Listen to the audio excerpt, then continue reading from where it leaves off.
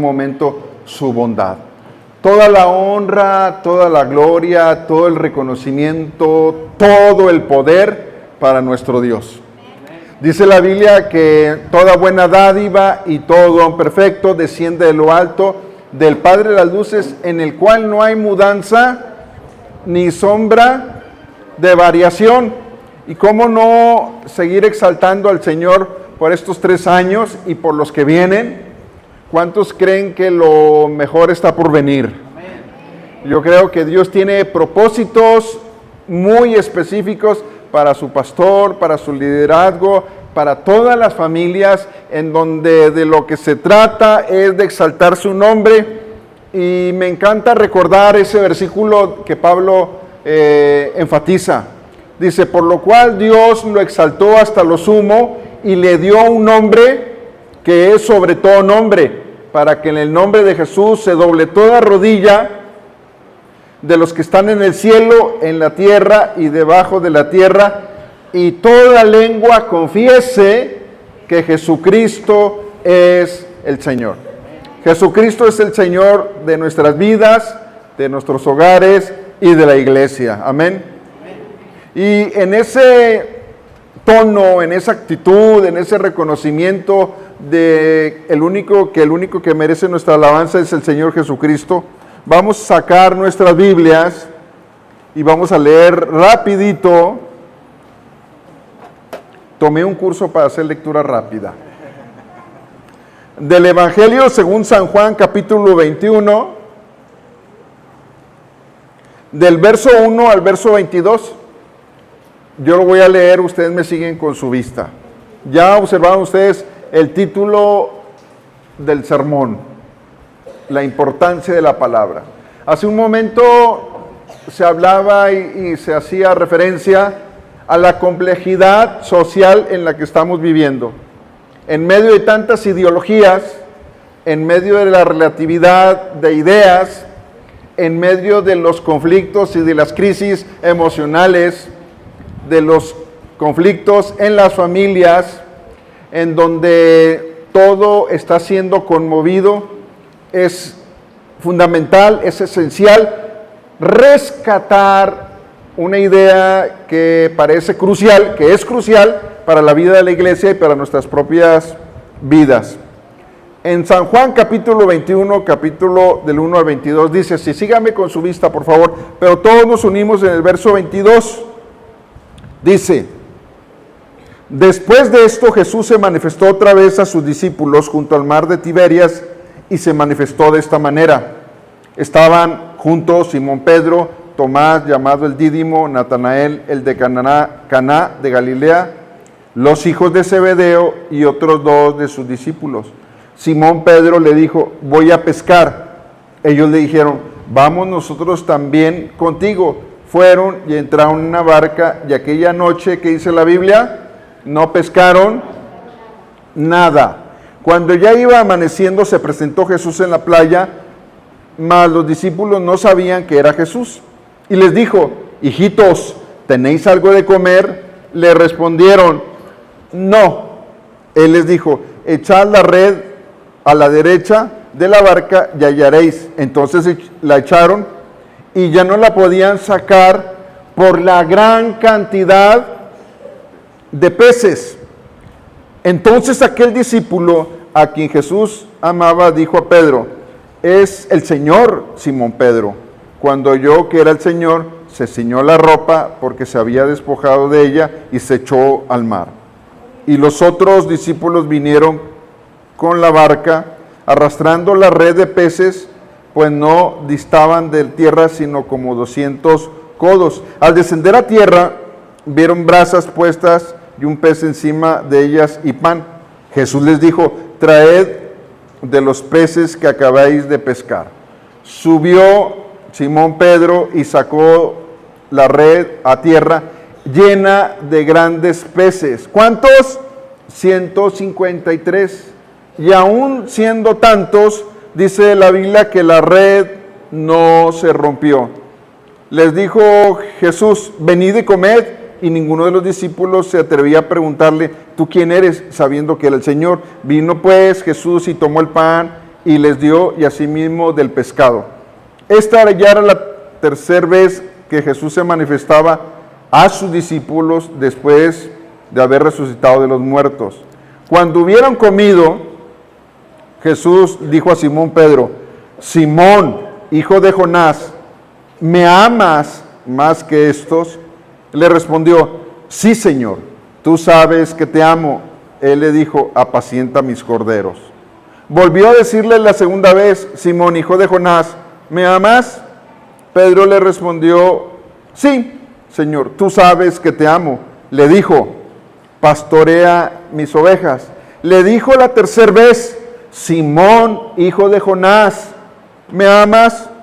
Pedro se entristeció de que le dijese la tercera vez: ¿me amas?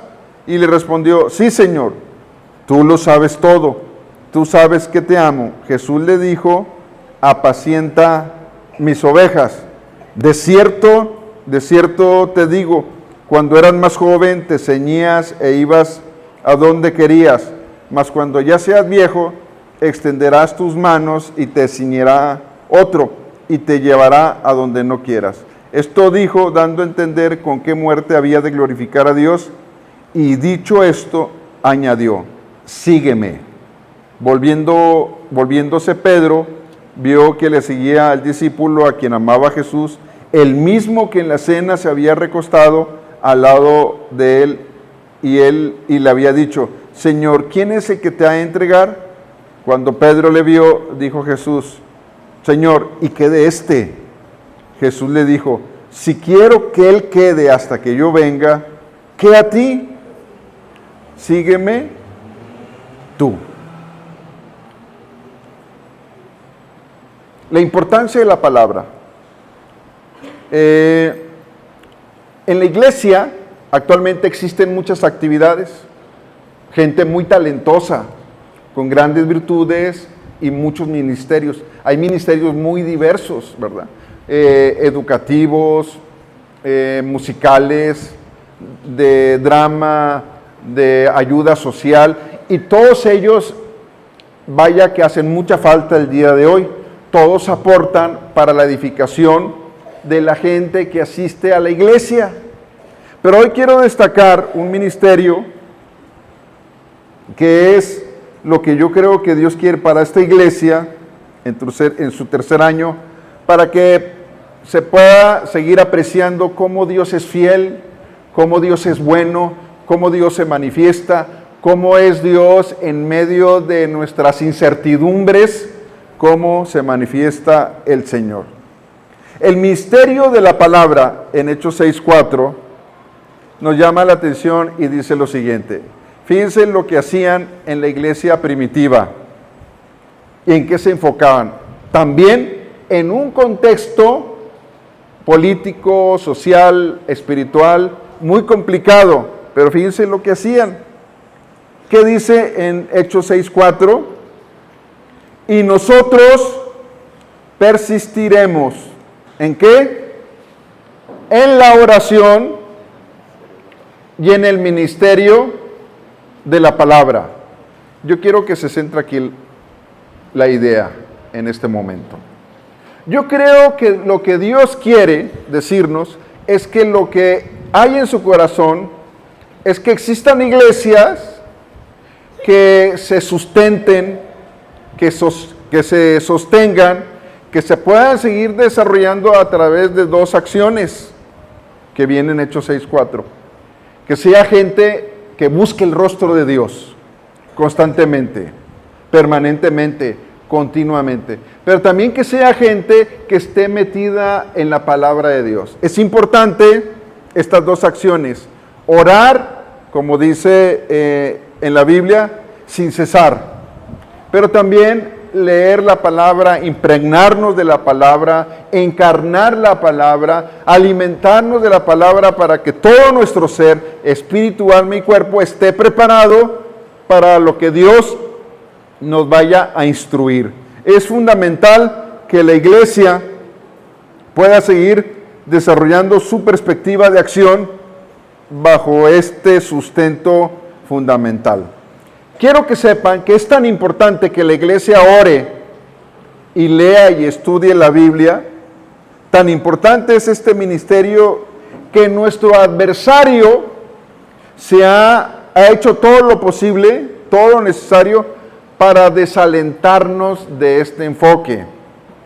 El enemigo no está en contra de que se hagan actividades en la iglesia. El enemigo, nuestro adversario, el diablo, no está en contra de que se haga una agenda cada año y se llene el calendario de muchísimas actividades y que nosotros podamos decir, no, yo sí asisto a una iglesia muy activa porque nuestro calendario está lleno de aniversarios, de convivencias y de más. Pero lo que sí se preocupa el enemigo es que la iglesia se ocupe en la oración y en la palabra de Dios. ¿Cómo se puede contrarrestar todos los ataques, todas las adversidades, si no es orando y leyendo la palabra de Dios? Ahora, una excelente forma de superar las distracciones posibles que el enemigo o el adversario nos pueda poner, consiste en meditar precisamente en el ministerio de nuestro Señor Jesucristo. Amén. Es decir, nuestro modelo a seguir es Jesús. Y el ministerio de Jesús en relación a la palabra nos llena, nos posibilita tener la claridad de ver qué es lo que Él quiere para nosotros. Vamos a centrarnos en Jesús. Finalmente, Él es el personaje más importante de toda la Biblia. Desde Génesis hasta Apocalipsis, el personaje central de la Biblia es nuestro Señor Jesucristo. Amén. ¿Cuántos le alaban? Lo glorifican y lo exaltan. Ahora bien, vamos a ver en este momento de reflexión 3 aspectos sobre la importancia del ministerio de la palabra. Sí, a la luz de este pasaje que acabamos de leer. Es muy interesante lo que vamos a encontrar en este pasaje. En primer lugar, yo quiero que notemos que el ministerio de la palabra nos lleva a 2 acciones. Fíjense, es la ventaja. Nos da una dirección específica. De manera muy precisa nos dice qué tenemos que hacer. La primera acción, la primera actividad consiste en alcanzar nuevas personas. ¿Para quién? Para Jesucristo. ¿Sí?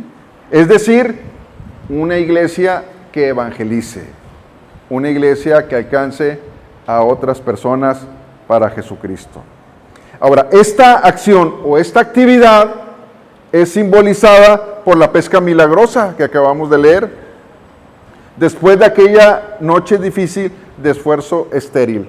Los discípulos ya habían intentado pescar, así nos dice la palabra de Dios en el versículo 3, dice que aquella noche no pescaron nada.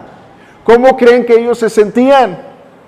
¿Qué pasa si usted hace y realiza un enorme esfuerzo para conseguir algo y al final usted se ve las manos, se pone a pensar tantito y no logró nada de lo que usted quería? Sus proyectos, sus metas personales, sus ilusiones. ¿Qué hace usted? ¿Cómo se siente? No es para frustrarse.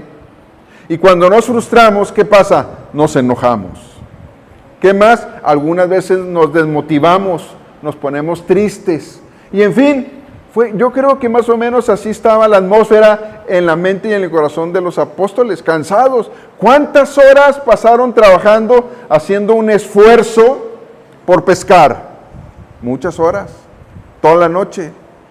Y yo creo que la sensación, lo que ellos sintieron fue algo para desanimarse. Finalmente es muy interesante lo que ocurre en este pasaje.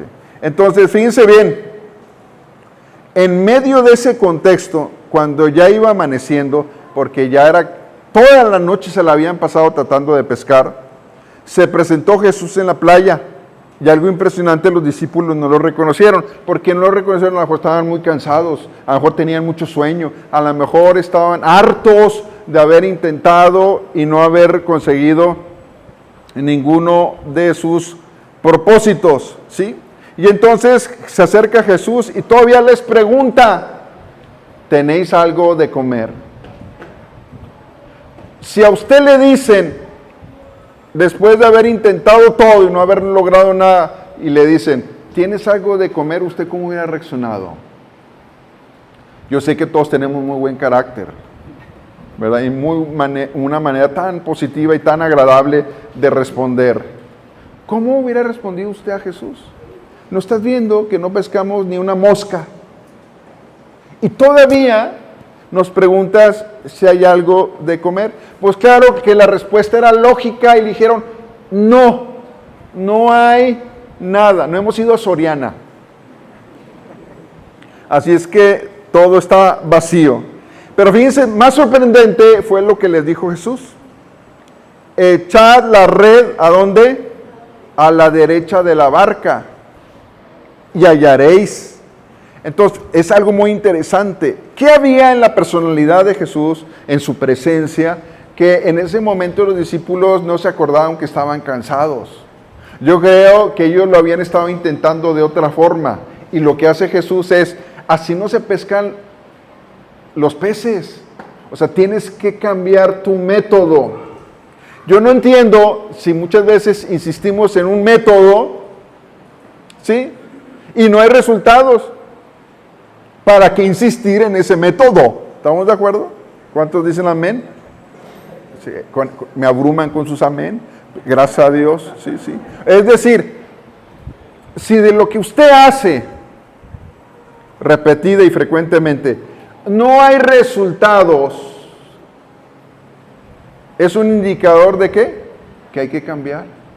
¿Estamos de acuerdo? Hay que cambiar. No se case con una forma o con un método. Por eso es importante estar bien fundamentados en la oración y en la palabra. Porque Jesús les dice, echad la red a la derecha de la barca y hallaréis. Entonces la echaron, obedecieron. Y ya no podían sacar por la gran cantidad de ¿qué?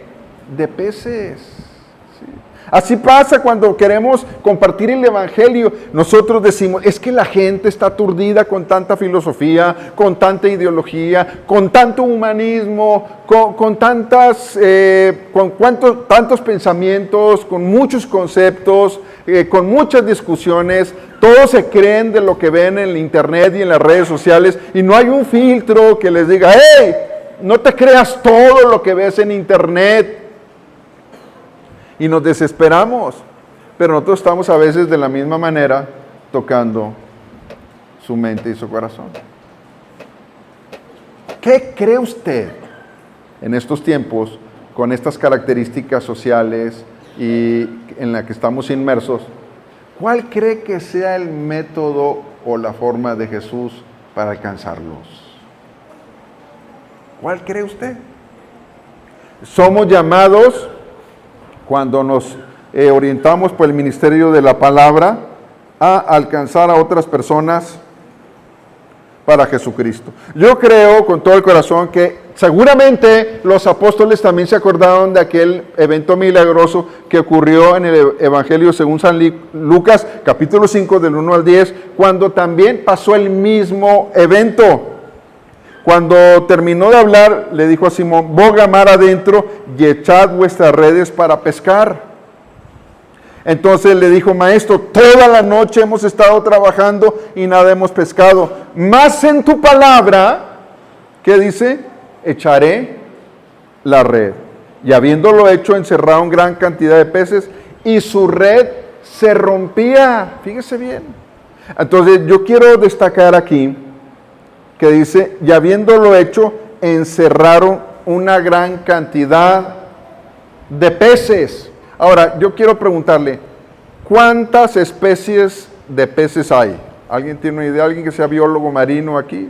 ¿Alguien que le guste ver los documentales que existen?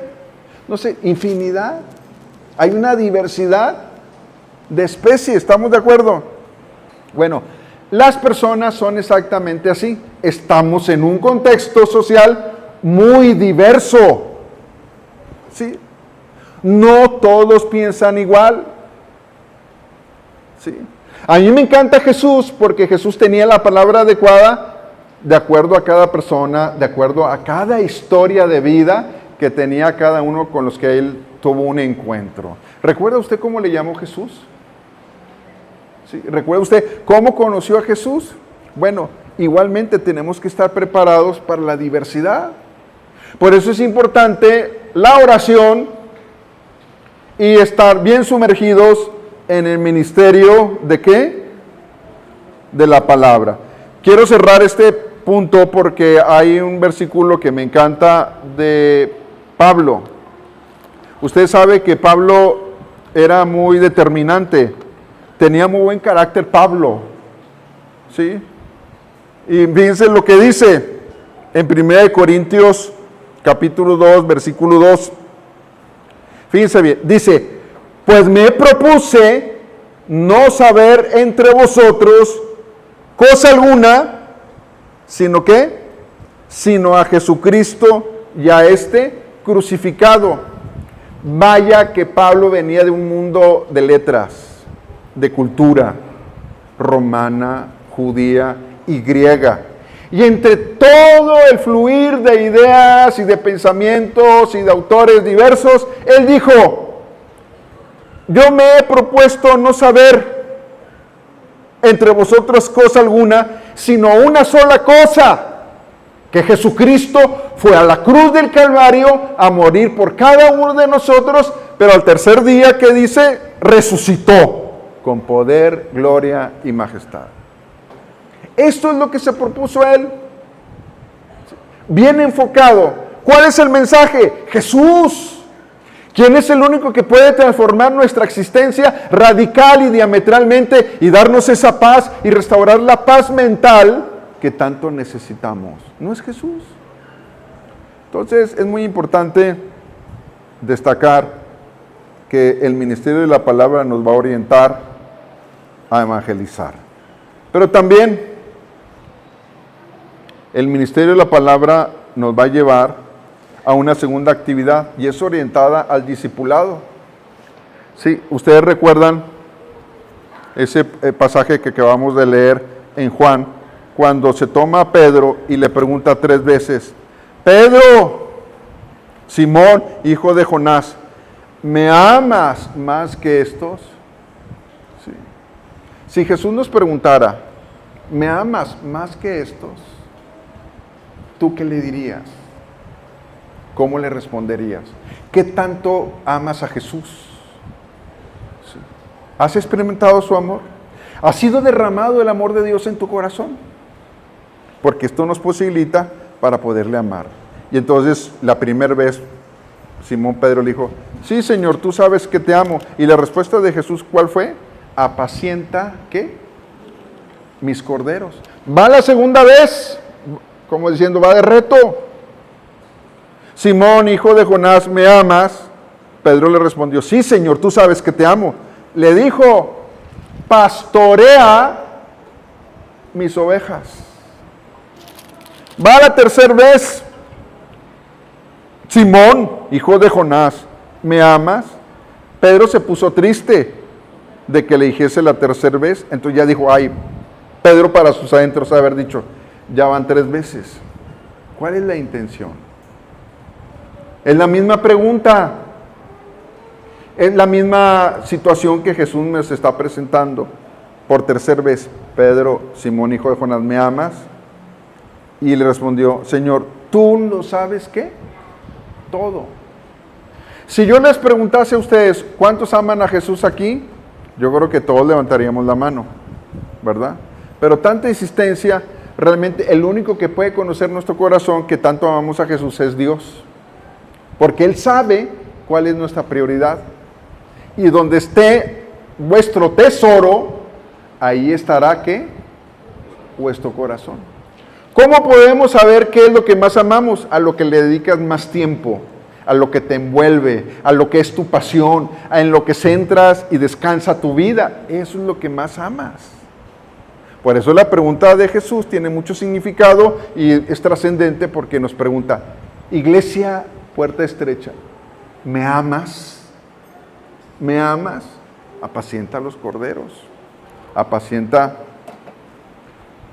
pastorea las ovejas. Y este no es un llamado nada más para el pastor, por lo decir, es un llamado ¿para quién? Para toda la iglesia. Para toda la iglesia. Es tarea de guiar, proteger, alimentar, restaurar y adiestrar a nuevos creyentes y a los más maduros también. Yo creo que todos tenemos que estar con la actitud de aprendizaje, de recibir nuevos aprendizajes en la palabra, porque como hace un rato se entonaba un canto y oraba el pastor, ¿sí? Necesitamos estarnos renovando permanentemente por medio del Espíritu Santo. ¿Cuántos dicen amén? Yo sé que hay una lucha interna, a lo mejor ¿cuántos tienen hambre también? Si les pregunto, y a lo mejor dicen, amén. Bueno, pero ya ahí la llevamos. Sí, el ministerio de la palabra nos lleva a dos actividades, evangelizar y discipular. El ministerio de la palabra entraña dos compromisos. Sí. Número 1, hay que pedirle amor a Dios. Le dice, ¿me amas más que estos? ¿Me amas? ¿Me amas? No sé cuántas veces tenía que repetirle Jesús a Pedro esta pregunta, que es la misma pregunta que nos hace a nosotros en esta hora de aniversario. Cuando asumes el ministerio de la palabra, cuando tu corazón se enfoca en la oración y en la palabra, te vas a dar cuenta que el mayor de los mandamientos, ¿cuál es? Amar a Dios con toda nuestra mente, con toda nuestra alma, con todo nuestro corazón y con ¿qué más? Con todas nuestras fuerzas. Y solamente alguien puede amar a Dios cuando ya experimentó su amor, porque dice la Biblia que Él nos amó primero. Solamente respondemos a su amor. Como sentimos su amor, somos capaces de devolverle amor al Señor. Entonces, Dios quiere que lo que más amemos sea Él. ¿Qué debe de orar la iglesia? Puerta estrecha. Señor, quiero amarte más. Quiero serte útil. Quiero ser una iglesia que entre tantas cosas que hay necesidad de cubrir, de desarrollar, que sea una iglesia que ame. Porque Jesús dijo, un mandamiento nuevo os doy, que os améis unos a otros, y en esto conocerán los demás que son mis discípulos, si tuvieses amor los unos para los otros. La iglesia de Jesús se conoce por el amor, porque la Biblia dice que Dios es amor, y esto es muy importante. Dios quiere el amor para... Dios no quiere tu vida, Dios quiere tu amor. ¿Sí? Dios quiere que experimentes su amor. ¿Cómo por medio del Espíritu Santo te es derramado? Tu mente hasta el último rincón de tu cerebro. El amor de Dios llena cada espacio, cada experiencia desagradable, cada herida. Es capaz de ser sanado por el amor de Dios. Pero también el Señor quiere que nosotros recordemos, ¿sí?, que la falta de amor es todo lo contrario. ¿Recuerdan ustedes el mensaje de Apocalipsis? Cuando hay una iglesia que no era ni fría, ni caliente, sino tibia. ¿Recuerdan aquella iglesia también que uno de los errores más terribles que pudo haber cometido no fue dejar de ir a un instituto, no fue dejar de leer ciertos libros, no fue dejar de asistir a ciertas actividades, sino fue dejar su primer amor? Dejar el primer amor es un no negociable, es uno de nuestros no negociables. Tenemos que alimentar el fuego del Espíritu Santo, tenemos que alimentar nuestra relación con Dios en términos del amor. Ahora bien, el ministerio de la palabra nos brinda seguridad en dos sentidos. Y antes de entrar en el último punto, yo quiero pedirte una cosa. Pide amor a Dios, pero también pide una decisión firme. Porque Jesús le dijo a Pedro y a otros apóstoles, sígueme, sígueme. Yo les voy a hacer una pregunta. ¿Es fácil seguir a Jesús en estos tiempos? Porque aún dentro de el contexto de las iglesias evangélicas, ¿cuántos enfoques hay tan distintos, por no utilizar otro calificativo? Tantos enfoques, como se le ocurra al liderazgo. Por eso, déjenme decirles que es importante seguir a Jesús continuamente. Es importante poner nuestros ojos en Jesucristo, aunque haya situaciones que nos rebasen, aunque no tengamos fuerza, aunque estemos pasando por periodos de ansiedad, por periodos de depresión, de temor, de lucha, en donde nuestras fragilidades quedan expuestas. Es muy importante alcanzar a escuchar la voz de Jesús y si Él nos dice, sígueme, vale la pena levantarse de donde estamos, alzar nuestros ojos y enfocarnos en Él y seguir sus pasos. Yo creo que en esto consiste una vida sana, saludable, en mantener y tener los ojos puestos ¿en quién? En Cristo. Mantenga sus ojos en Jesús, no en el ser humano, no en una institución religiosa, sino en Jesús, quien es el autor y consumador de la fe. Me encanta que Jesucristo se puede resolver todas las cosas de nuestra compleja humanidad. Pida ser fiel, pida que su decisión sea firme. Señor, si tengo poca fuerza, hay que ir delante de Él. Si no tengo ganas, hay que ir delante de Él. Si estoy pasando por dificultades, el peor error que puede cometer es dejarlo de seguir.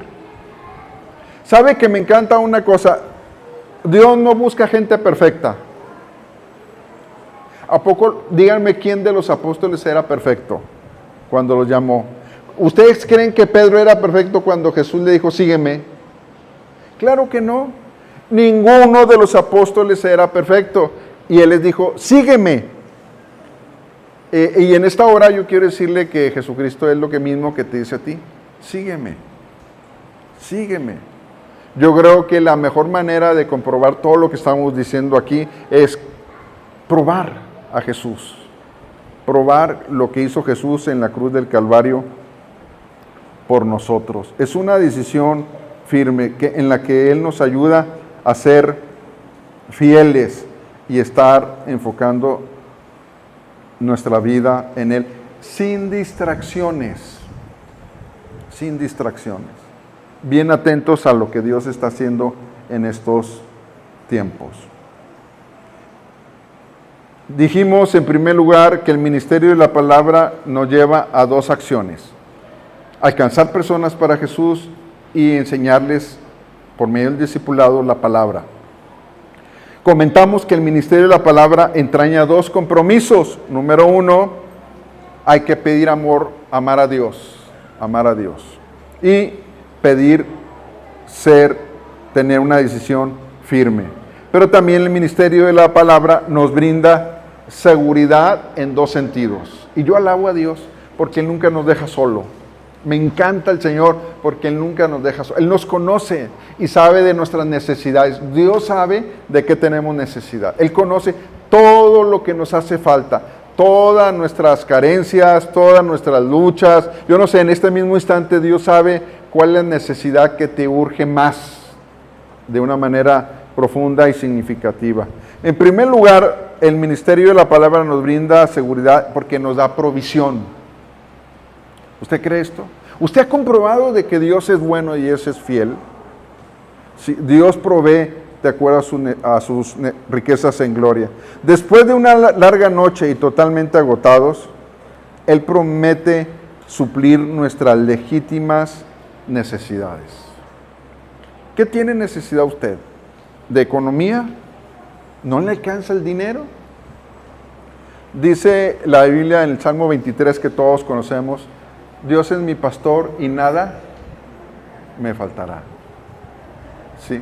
Los que temen a Jehová no tendrán falta de ningún bien. Sí. Me encanta porque también el apóstol San Pablo dice, por nada estéis afanosos, sino sean conocidas vuestras peticiones delante de Dios, y mi Dios pues suplirá todo lo que os falte conforme al banco de aquí, al Banco de México, conforme a los CETES, al UDIs, al dólar, a los euros. No, Dios no está en crisis, conforme a sus riquezas en gloria. Créalo, hay que creerlo. Lo mismo comprobaron los discípulos. No tenían ni qué comer, estaban agotados y cansados, y Dios suplió sus necesidades. Llevaron el sustento a sus hogares. Sí, es muy importante ver que Dios le va a proveer lo que necesita. ¿Necesita usted experimentar a Jesús y no una religión? Mire, la religión sabe lo que es. Cualquiera, cualquier religión. Una religión es el esfuerzo del ser humano para llegar a Dios.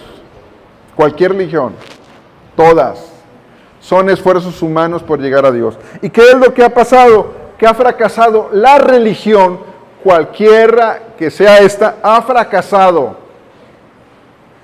Porque la religión no conduce a Dios. Jesucristo es el esfuerzo de Dios por llegar a nosotros. Por eso me encanta Filipenses, porque dice, haya pues en vosotros este sentir que hubo también en Cristo Jesús, el cual, siendo en forma de Dios, no estimó el ser igual a Dios como cosa que aferrarse, que si no dice la Biblia, sino que se despojó de sí mismo, tomando forma de siervo, y estando en la condición de siervo se humilló hasta la muerte y muerte de cruz. Él es el que se despojó de sí mismo. Él es el que desciende por nosotros. No es en nuestras fuerzas, no es porque usted se porte bien. Es más, este es un llamado para los que no se portan bien. ¿Sí?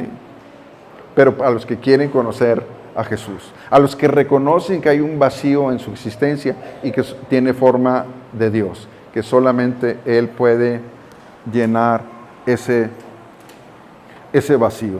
Dios puede suplir todo lo que le haga falta. Créalo, Dios es grande, Dios es misericordioso, Dios es único, Dios tiene todos los recursos, Dios es el creador del cielo y de la tierra. Él hizo el cielo y la tierra con mucho entendimiento y con mucha inteligencia. Por eso el salmista me encanta cuando dice, alzaré mis ojos a los montes, ¿de dónde vendrá mi socorro? Dice, mi socorro viene de Jehová, que hizo los cielos y la tierra. No dará tu pie al resbaladero, ni se dormirá el que te guarda. He aquí no se adormecerá, ni se dormirá el que te guarda a ti, el que guarda a Israel, pero ponga su nombre. Jehová te guardará de todo mal. Jehová guardará tu salida y tu entrada, desde ahora y para siempre. Dios provee, pero hay una recomendación que nos sugiere la Biblia. Buscad primeramente el reino de Dios y su justicia, y estas cosas serán añadidas. Fíjense bien, qué paradójico es. No porque yo tenga resuelto económicamente las cosas, voy a seguir a Jesús, sino a veces con todo y carencia. No espero que las cosas se resuelvan para seguir a Jesús, sino es siguiendo a Jesús, Él me va supliendo mis necesidades. Él va resolviendo mis problemas. Él va dándome todos los recursos que me hagan falta. Qué bueno que podemos clamar a Dios. Qué bueno que tenemos la palabra. Qué bueno que tenemos una comunidad de fe que compartimos los mismos principios, los mismos valores. Jesucristo es el Señor. De tal manera que lo que Dios quiere es precisamente que podamos confiar en que Él va a suplir todas nuestras necesidades. Y termino. Él nos asegura dar fruto. Sí, como los discípulos. No es en nuestra fuerza, no son nuestras habilidades como vamos a tener éxito y vamos a prosperar en la vida. No es un evangelio centrado en el ser humano. Gracias a Dios que es por gracia, amén. Sí. Finalmente usted y yo estamos aquí puestos en pie y tenemos la oportunidad de levantarnos cada vez que tropezamos, cada vez que caemos, las veces que sean necesarios, por su amor y por su gracia. Tienen y tenemos un Dios lleno de amor y de gracia. Por eso el Salmo número 1 me encanta también, porque dice: bienaventurado el varón que no estuvo en consejo de malos, ni en silla de escarnecedores se ha sentado, sino que en la ley de Jehová está su delicia, y en su ley medita de día y de noche. Este será como árbol que, plantado junto a corrientes de agua, que su hoja no cae, y que da su fruto, ¿cuándo? En su tiempo. Y todo lo que hagas, vas a prosperar. ¿Cuál es la clave? Meditar en su palabra de día y de noche. No necesitamos aprendernos de memoria el Salmo 119, aunque el pastor ya me dijo que ya se lo aprendieron. No hace falta, sino que lo que podamos leer, mucho o poco, meditarlo. Lo que yo acabo de leer, en mi contexto particular, en mi situación, en mi edad, en mi etapa matrimonial, con mis hijos bebés, con mis hijos adolescentes, con mis hijos grandes, con mis enfermedades. ¿Qué Dios quiere decirme? ¿Qué instrucción me quiere dejar? Es lo que yo debo de meditar. Y entonces yo voy a comprobar efectivamente que Dios es bueno. Termino con un versículo de Juan 15. Él dijo: yo soy la vid, vosotros los pámpanos. El que permanece en mí y yo en él, este lleva mucho fruto. Porque separados de mí, nada podéis hacer. El que en mí no permanece será echado fuera como pámpano y se secará, y lo recogen y los echan al fuego y arden. Si permanecéis en mí y mis palabras permanecen en vosotros, dice Jesús, pedid todo lo que queréis y os será hecho. ¿Crees tú en Jesús? ¿Crees que esto es posible? ¿Crees que la palabra da respuesta a las necesidades más significativas y más profundas de tu vida? Yo le invito a cerrar sus ojos brevemente.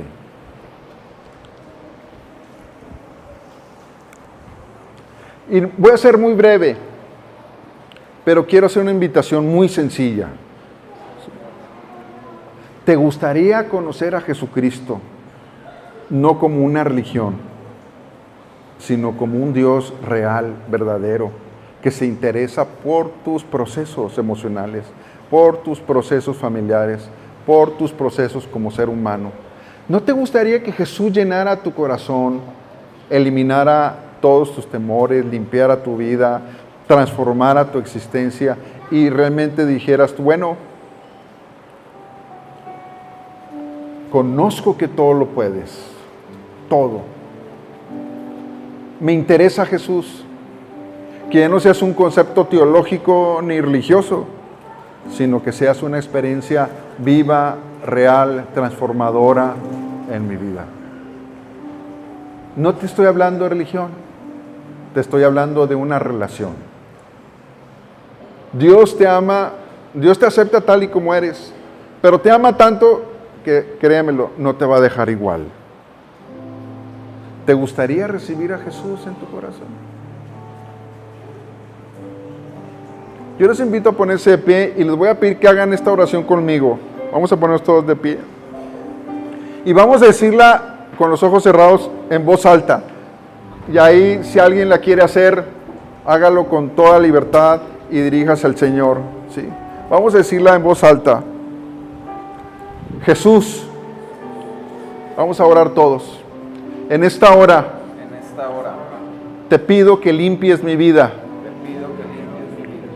que entres a vivir a mi corazón y me des una vida nueva. Perdona todo mi ser, pero te anhelo, Jesús. Te entrego mi vida. Quiero seguirte, quiero escucharte, quiero vivir en tu amor. Dame vida eterna y te doy mi vida, Señor. Gracias por tu palabra. En el nombre de Jesús. Amén. Así como están, ¿hay alguien que por primera vez hizo esta oración? Levante su mano ahí donde está. Dios le bendiga. ¿Hay alguien? Dios le bendiga. ¿Hay alguien más que haya hecho esta oración por primera vez? Ok, vimos 2 manos. 2, 3, 4, 5, 6, 7.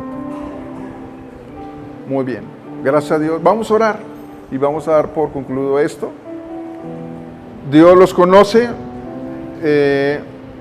Quieren conectar contigo para hablarte de cómo se puede seguir a Jesús. No somos perfectos.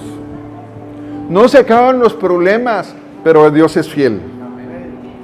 Sí, y su palabra también. Y Él puede darnos todo lo que necesitemos en el día a día. Gracias, Dios, por las personas que levantaron su mano y oraron. Tú los conoces. Tómalos con tu Espíritu Santo.